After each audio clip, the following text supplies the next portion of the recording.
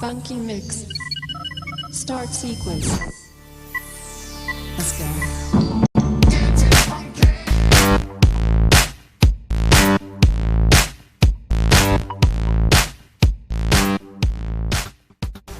This is the Kolibri Torpedo drone.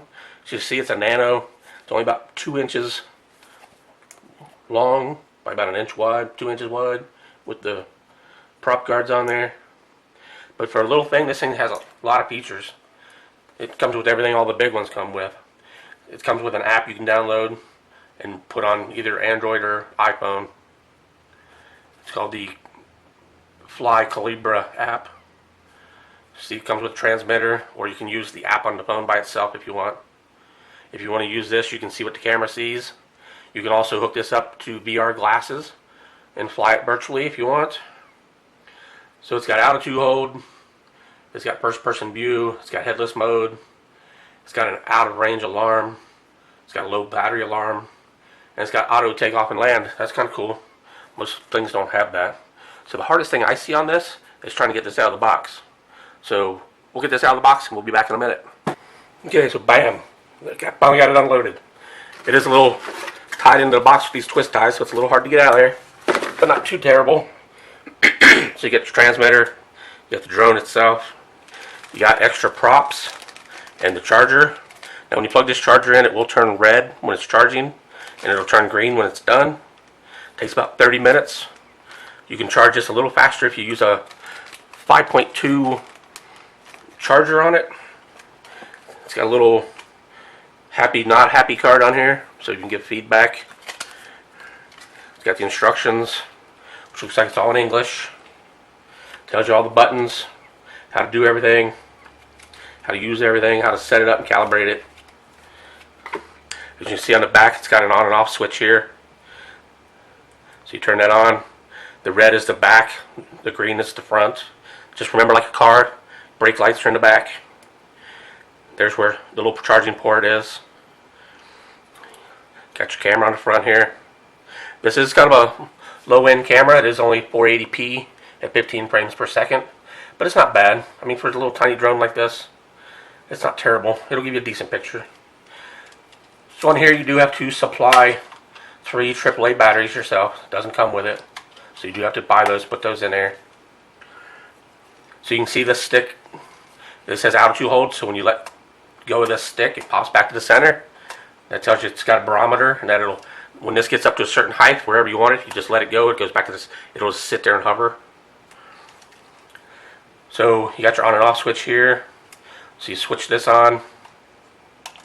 You can hear it beep. You got a little red light there. This is your auto takeoff and hold button over here.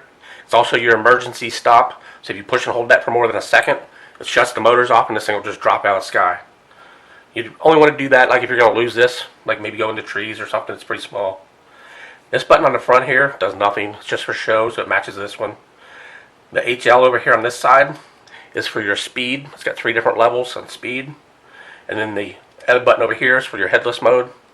So you can push that once to turn it on, push it again to turn it off. If this thing is floating and kind of moving as it's sitting here, you can calibrate that by pushing the left stick down and holding it, and then you move this stick the opposite way of the way it's moving. So if it's moving forward, you want to move this backwards until it gets centered and stops moving. To link these together so you can fly this, you always turn the transmitter on first, and then turn the drone on. And as it's beeping there, see the lights went out now, and now it's flashing slowly. That means it's connected and ready to fly. So to turn them, well, you should probably calibrate this too. Like if you crash this or it gets really weird flying, you need to calibrate it. So when it does that, if you push this stick down to the right, lights flash a little faster, and it should calibrate this so it knows it's flat on the ground. And then you should be able to push both these sticks down to the center in the middle towards each other, and you can hear it beep, and now the blades are started.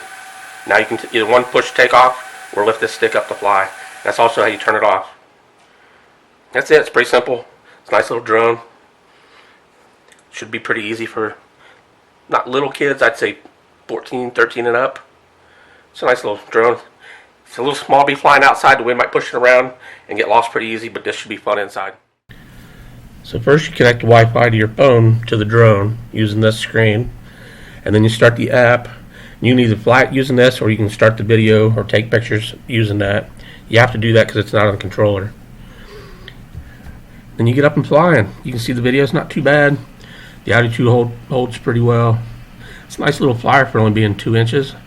The wind is kind of pushing it around a little bit, but it's not terrible. It's kind of holding its own. It's got a little bit of yaw and speed to it. It's not too bad. You see, you get a little bit of distance on it. Right about here, the controller's starting to beep, and it went down because I got too far away. So you need to stay within about 100 feet. If it starts beeping, you need to bring it back to you really quick, or it'll just crash. So you get it going again, keep it close. That's a nice little fun flyer. It's got a pretty good camera, like I said. I'm kind of surprised at the little features this thing has. Some big ones don't have all the features this little thing has. And this camera is pretty nice on it. As you can see, it's got a little bit of speed on it. It does get a little small when you get too far away. Orientation's a little hard to tell what's front and back, unless you're like looking at the screen and seeing what the camera sees. So until you get good at it, you should probably keep it close, or just put it in headless mode and fly back and forth instead of in circles like that. Like I said, it's not too bad. Here's the whole camera view. If you can get it up and let it hover and let the altitude hold work, it takes pretty good pictures. You see it's kind of bouncing because I'm moving the drone up and down, trying to fight the wind a little. But when you stop and let it sit there, it takes a pretty good picture. I'm kind of impressed with that camera for a 720. It's really not that bad. Like I said, it gets a little jerky, but for a beginner drone and camera, this is pretty nice. And it's got some safety features in there too, so if the battery starts going low, it'll start beeping at you again, and it won't let you go really high, and it'll auto land. So it's about dead here now. It's probably got about 7 minutes worth of flight time. It does have an internal battery, and you do have to recharge it. You can't just swap it out.